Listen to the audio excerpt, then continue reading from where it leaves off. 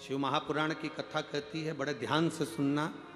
कभी जिंदगी में अगर मौका मिल जाए, कभी जीवन में तुम्हारे घर में गौ माता हो या कोई गौशाला हो और तुम्हें मालूम है कि ये गाय का ही दूध है, ये गौ माता का ही दूध है, तो कभी जीवन में अगर मौका मिल जाए और अगर तुम्हें कोई कह दे कि तेरी किस्मत में सुख नहीं है, तेरी किस्मत में धक्के खाना लिखा है, तेरी किस्मत में दुख लिखा है, तेरी किस्मत में हमेशा धक्के खाना लिखा है, कोई कह दे तुमको, तो उसकी सुन लेना। और आखिरी में केवल बेलपत्री का ये बीच वाले भाग पर गौ माता, अगर देसी गाय अगर कहीं हो, उसका अगर दूध सुबह का समय का मिल जाए, शाम का दूध नहीं, सुबह का यदि दूध मिल जाए, इस बेलपत्री के मध्य भाग में, आप लोग आस्था चैनल पर आप इस पत्ती, बीच की पत्ती के मध्य भाग में थोड़ा सा दूध लगाकर, नीचे के भाग में भी थोड़ा सा दूध लगाकर, दोनों पत्तियों में गाय का घी लगाकर भगवान शंकर के शिवलिंग पर कभी मौका मिल जाए जिंदगी में एक बार, किसी भी सोमवार की अष्टमी के दिन शिवलिंग पर अगर लगा दिया जाए, जिंदगी में दुख तुम्हारे आसपास भी नहीं भटक सकता, सुख की अनुभूति होगी। दुख में भी सुख आएगा, किस्मत में दुख लिखा है वो तो आएगा, पर दुख में भी सुख की अनुभूति होगी। आएगा दुख, पर दुख भान नहीं होने देगा। पांवों में अगर ठोकर लगी है तो थोड़ी तो चोट लगेगी, पर जूता पहने हो तो ज्यादा लगेगी क्या? जम के तो बोलो रे, नहीं लगे, क्योंकि जूता पहन रखा है, तुमने पहले से सेफ्टी कर रखी है, तो चोट नहीं लगेगी। ठोकर लगी, कष्ट हुआ, पाँव में थोड़ा कष्ट हुआ, पर इतना नहीं हुआ। अगर नंगे पैर होता, चोट लगती तो ज्यादा लगता, ज्यादा आनंद।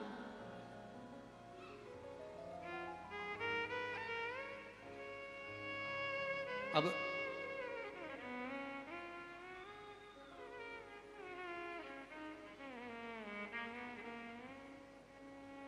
बेलपत्री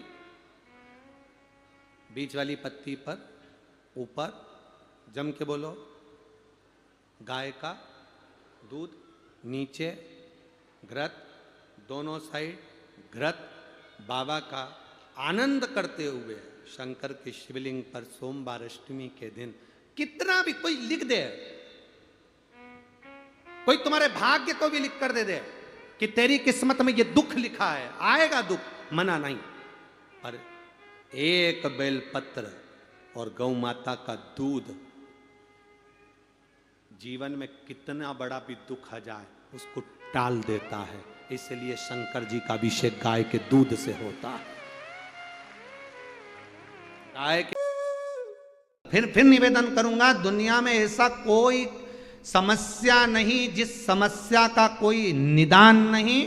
हर समस्या का निदान है, पर निदान किसी दूसरे के पास नहीं, निदान केवल मेरे भोले नाथ के पास में है। आपको अगर किसी समस्या का सफल आनंद चाहिए तो शंकर की शरण में जाओ। आपको सीहोर आने की भी जरूरत नहीं है, आपको हमसे मिलने की जरूरत नहीं है, आपको पंडित प्रदीप मिश्रा के पास नहीं आना, आपको किसी बाबा जोगी के पास नहीं जाना, आपको किसी के बेल भभूति लेने नहीं जाना, आपको तो शिव के पास जाना। जो शंकर की वस्तु है उसको स्वीकार करो, बस शंकर की वस्तु को स्वीकारिए।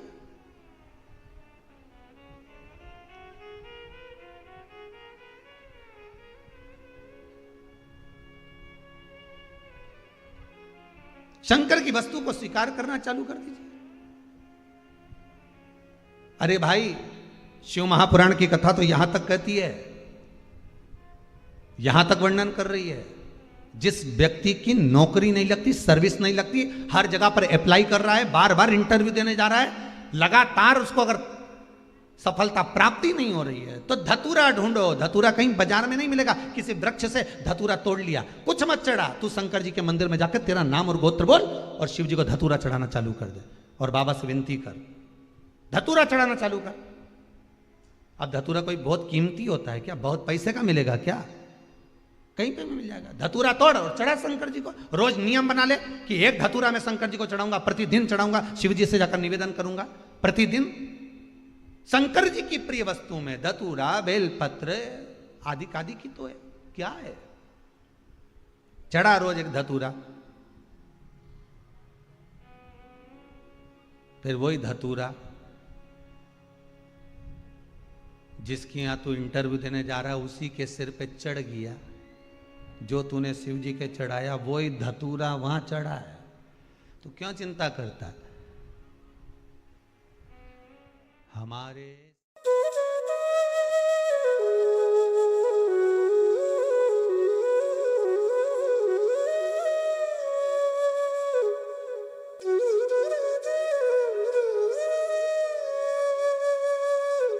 तात हैं। एक बेलपत्र जिसकी डंडी का भाग जल जहां से बहकर बाहर निकल रहा है, अशोक सुंदरी का स्थान देखा है ना सब लोगों ने, बस उसी स्थान पर पहली बेलपत्र। दूसरी बेलपत्र पार्वती जी के स्थान पर अर्थात जो जलाधारी है वहां पर। तीसरी बेलपत्र शंकर भगवान के शिवलिंग के सम्मुख में जहां आप बैठे हो वहां बैठकर डंडी का भाग विपरीत दिशा में रखकर, तीसरा बेलपत्र। चौथा बेलपत्र भगवान शंकर का जल जहां से नीचे गिर रहा है उस ओर सीधी बेलपत्र नीचे की ओर। और पांचवी बेलपत्र शंकर भगवान के अशोक सुंदरी के स्थान को छुआकर नंदी के पास रखकर, जो घड़े में जल है अर्थात मट्टी के पात्र में जो तुम जल लेकर गई हो उस पात्र के जल से शंकर का अभिषेक कर देना, शिव को वो जल समर्पित कर देना। जिंदगी में कैसा भी दुख हो वो कटता ही है, वो दुख रह नहीं सकता, ये निश्चित था।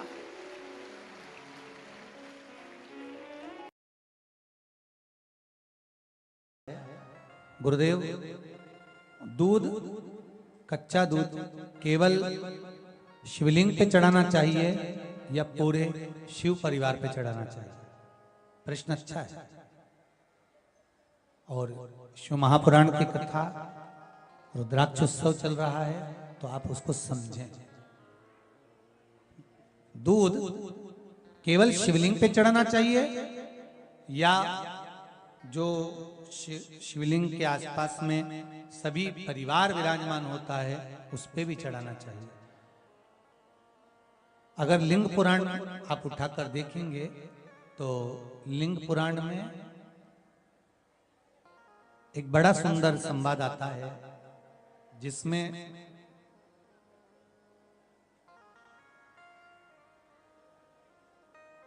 पीले कलर के शिवलिंग का वर्णन आता है। सफेद, लाल, पीला और काला, ये शिवलिंग का आपको पहले वर्णन करा है। ब्राह्मण सफेद मट्टी का शिवलिंग बनाता है, वैश्य पीली मट्टी का शिवलिंग बनाता है, क्षत्रिय लाल मट्टी का शिवलिंग का निर्माण करता है, शूद्र काली मट्टी का शिवलिंग का निर्माण करता है। काली मिट्टी के शिवलिंग का निर्माण करता है। ये जो वर्णन किया गया है कि उसमें लिंग पुराण के अंतर्गत एक पीले शिवलिंग का वर्णन आता है कि पीला जो शिवलिंग होता है उस शिवलिंग का भाव कितना सुंदर बताया गया है। उसमें व्याख्यान वर्णन में आप अगर पढ़ेंगे देखेंगे लिंग पुराण के अंतर्गत तो उसमें आता है कि दूध जब आप देव अधिदेव महादेव के शिवलिंग पर समर्पित करते हो तो शिव महापुराण की कथा कहती है, लिंग पुराण कथा कहती है, नर्मदा पुराण, स्कंद पुराण, पद्म पुराण, अग्नि पुराण, सारी पुराणे वर्णन करती है। वराह पुराण, ब्रह्मवेत्ता पुराण, ये जितनी पुराणे सब वर्णन करती है कि जब शिवलिंग पर हम दूध चढ़ाते हैं तो केवल शंकर भगवान के शिवलिंग पर दूध चढ़ा देने से संपूर्ण परिवार पर दूध चढ़ जाता है। अलग से हमें कहीं चढ़ाने की जरूरत नहीं, अलग से हमें कहीं दूध ले जाकर चढ़ाने की जरूरत नहीं कि हमें गणेश जी को अलग से चढ़ाना पड़ेगा, देवी जी को अलग से चढ़ाना पड़ेगा, कार्तिकेय जी को अलग से चढ़ाना पड़ेगा या नंदी को अलग से चढ़ाना पड़ेगा। तो जो प्रश्न करा है धन्ना जी अग्रवाल जी ने, जयपुर राजस्थान से हैं, सुंदर प्रश्न करा है। और ये आपको ज्ञात होना चाहिए कि शंकर भगवान पर चढ़ाया गया थोड़ा सा भी दूध जल जो हम भगवान शिव को समर्पित कर रहे हैं वो केवल शिव के लिए नहीं रहता, केवल भगवान शंकर के लिए नहीं है, वो स्वयं 33 कोटि देवताओं को समर्पित हो जाता है। स्वयं 33 कोटि देवताओं को पहुंच जाए।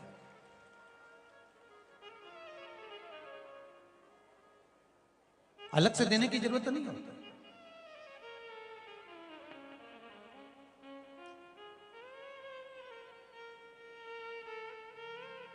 महाराज, एक लोटा पानी, बेलपत्री आप शिवलिंग पर पहले चढ़ा रहे हैं, उसके बाद जल चढ़ा रहे हैं। दूसरा, जल चढ़ाने के बाद बेलपत्र चढ़ा रहे हैं। ये दो अलग अलग क्रम है शंकर भगवान के पूजन के। आप समझ लीजिएगा जरा, ये प्रसंग कभी नहीं आया, आज आया है तो उसको समझ लीजिए।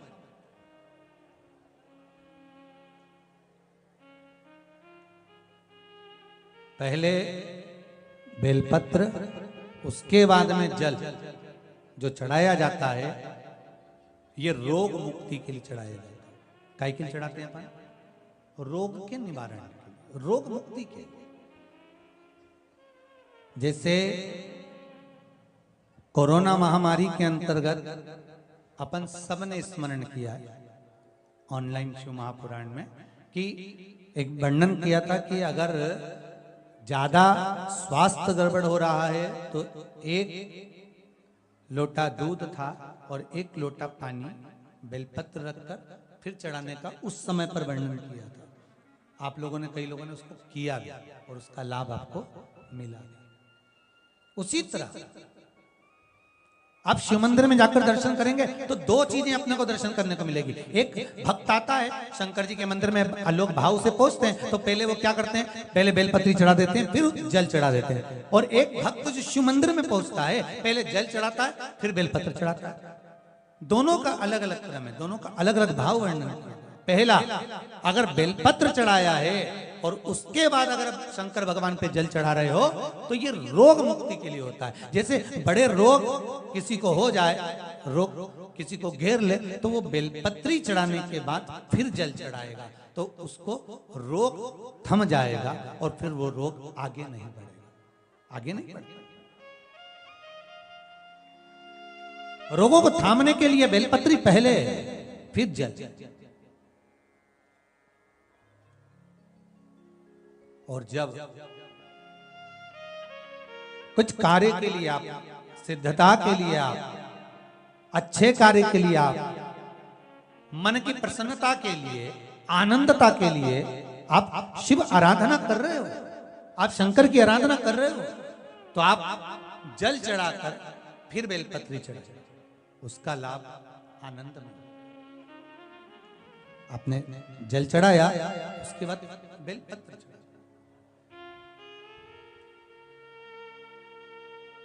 बस एक बात का स्मरण आपको होना चाहिए शिव महापुराण का, कि जब भी आप भगवान शंकर को बेलपत्र चढ़ाते हैं, बेलपत्र समर्पित करते हैं, बेलपत्र समर्पित करते समय प्रयास करा करें कि ये बेलपत्र को जब भी आप समर्पित करें, प्रयास करें कि बीच की जो पत्ती होती है बेलपत्र की, मध्य की जो पत्ती होती है, उसको अंगुष्ठ से पकड़ा जाए। उसके बाद में आप फिर बेलपत्री को शिव पर समर्पित करें, प्रयास करिए। बेलपत्र जो हम भगवान शंकर को समर्पित करते हैं, उसका मध्य जो भाग होता है बेलपत्री का, जो 3 देवताओं का मध्य जो भाग होता है, उसको पकड़कर बेलपत्री को शिव को समर्पित करना चाहिए। पूर्व की कथाओं में यह भी वर्णन किया है कि बेलपत्री की डंडी का मुख कहां होना चाहिए। पूर्व की कथाओं में यह भी बताया गया है कि बेलपत्री की तीनों डंडियों के बीच में, तीनों पत्तियों के बीच में जो खाली जगह होती है, डंडी होती है, उसका क्या महत्व है, ये पूर्व की कथा में पहले बता चुके।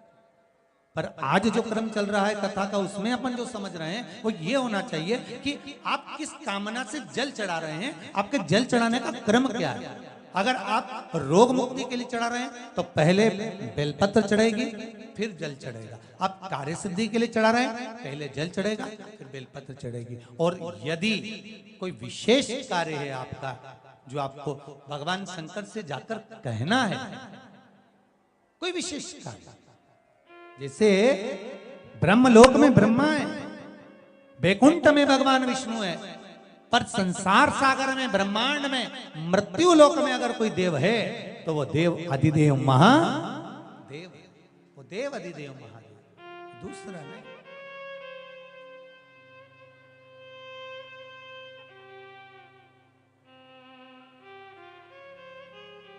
कोई दूसरा नहीं है। भगवान दया करना, मैं तेरे भरोसे हूँ। भोलेनाथ दया करना, मैं तेरे भरोसे हूँ।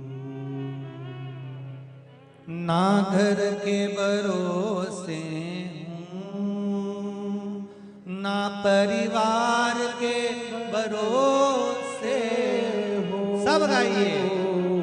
ना घर के भरोसे हूँ, ना परिवार के भरोसे हूँ। भोलेनाथ दया करना, मैं तेरे भरोसे हूँ। भोलेनाथ दया करना, मैं तेरे भरोसे हूँ। जिसको एक भरोसा होता है शंकर का, भगवान का एक भरोसा होता है, दिखता नहीं है, दिखता नहीं है। ना इनके भरोसे हूँ, ना उनके भरोसे हूँ, ना इनके भरोसे हूँ, ना उनके भरोसे हूँ। भोलेनाथ दया करना, मैं तेरे भरोसे हूँ। भोलेनाथ दया करना, मैं तेरे भरोसे हूँ। आप किसके भरोसे पर आए हो? जम के बोलो जरा। भोले नाथ के।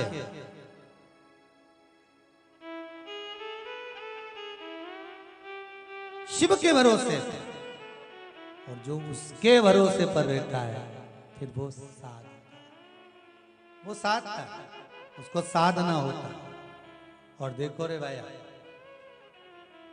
शिव साधे, भोलेनाथ दया